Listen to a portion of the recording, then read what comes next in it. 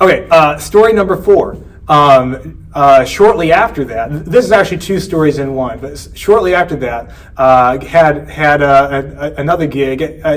I was new in Miami, only like a year into living there, and work was tight, so I was taking whatever gigs I could get, and I'd been hired by this guy to play for his party, and as a soloist, I play guitar, I play piano, and I had started doing more vocals. And I tried to be very clear and descriptive in all my online profiles that I do 3 things, but I have separate repertoires for each. But in my experience, a lot of people either didn't bother to read that or just couldn't understand that, and that was the case with this client. And we had a lot of tense back and forth about, like, he was real demanding about the music he wanted, and I was like, well, I do this song on piano, but I don't do it on guitar, and well, that's for this repertoire, and he wasn't getting it, and at one point he was like, I don't think I should hire you, but I wanted the gigs. I know, okay, I was trying to appease him. There was this one particular song he wanted that I played instrumentally but didn't sing, and I ended up learning it. But anyway, there's some tense back and forth. He requested, I always invite clients to request things for my song list. He asked for about 20 songs, all ballads, and I practice them a lot. Anyway, day of the gig, my car battery dies. Like I said, money was tight, yes, it's like worst timing. My car battery dies. Thankfully, there was a garage like a block from my apartment, so at least I was able to get the car in there. But yeah, it's the car's like, oh no, this is worst possible timing. So I borrowed my wife's car, which is smaller than mine, but I could still get all my gear into it. When you know it, her car had a flat tire, and I'm just looking like, why all the time? It's the worst timing. I took it frantically to a nearby place to get the tire patched. And then, I cram all my gear into her very small car. I had to like take a lot of stuff out. So I remember I'm driving to the gig and the tire starts going flat again. The patch didn't work, and I'm driving there. Thankfully, it wasn't that far away. But I'm thinking, oh God, just get me to the gig. I got there, and I start setting up, and I didn't know this at the time. It turned out the guy who hired me was not the host of the party, and it was not his home. And I was kind of anticipating, like, basically doing like quiet background music for what I thought was some kind of like formal event. Well, it turned out it was a young 20-something crowd, and they want to like dance and have energy music. They have that playing over the speakers. And I'm thinking, this isn't that's not what I do. I'm a folk classical person.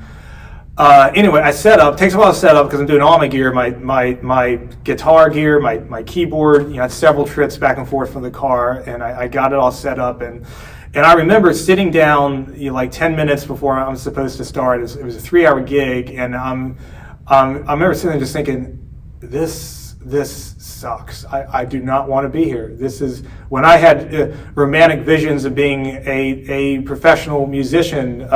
This is not what I envisioned. Nothing about this is enjoyable. I'm not getting paid enough. I should have charged more, but I just want to get through this. And I'm thinking, 3 hours, only long 3 hours.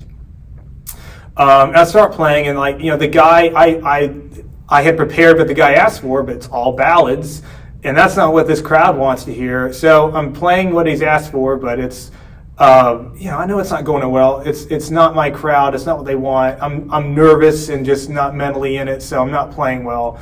So I kind of wheeze through like 30 minutes, and the host graciously pulled me aside, like, hey, why don't you take a break? We're gonna turn the other music back on, and I was kind of thankful for that, actually. So, and to their credit, they weren't rude. They were very nice. They could have been mean about it, but they weren't.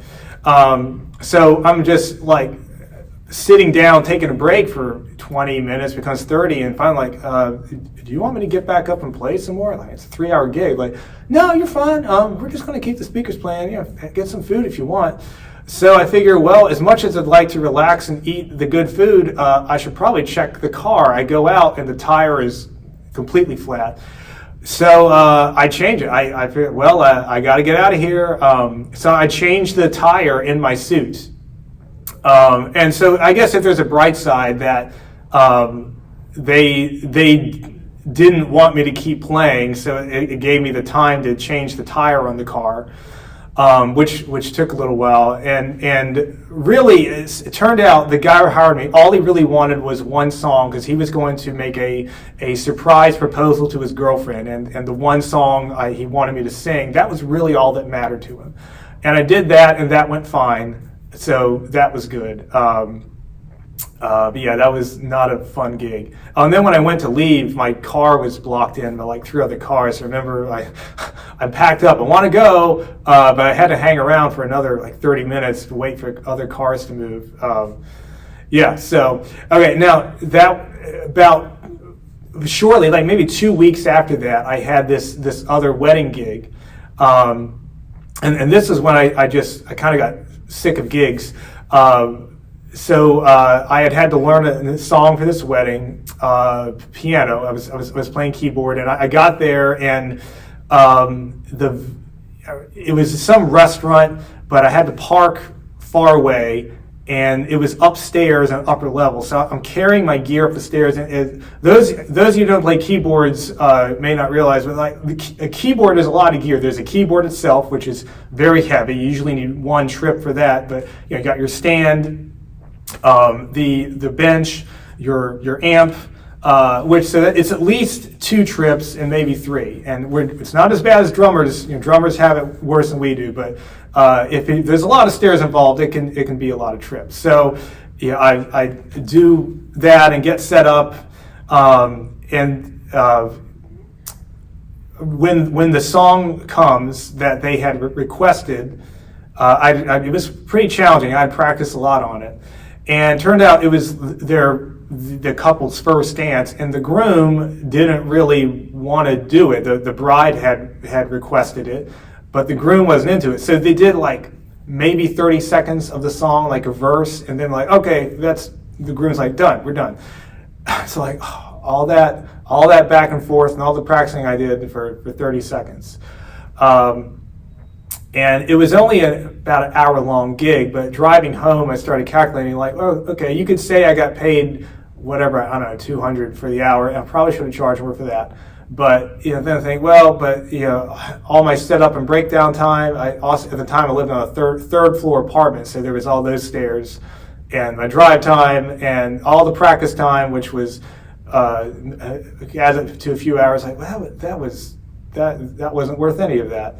And so after those 2 instances, I actually decided I was just going to take a break from gigging. I would rather just teach and not deal with those headaches. So, but I haven't given up on gigging. I still do it, and I still aspire to do it a lot more, just more on my terms. So anyway, thanks for listening to these tales. And if you can relate, feel free to leave a comment. Well, that's all. Thanks a lot.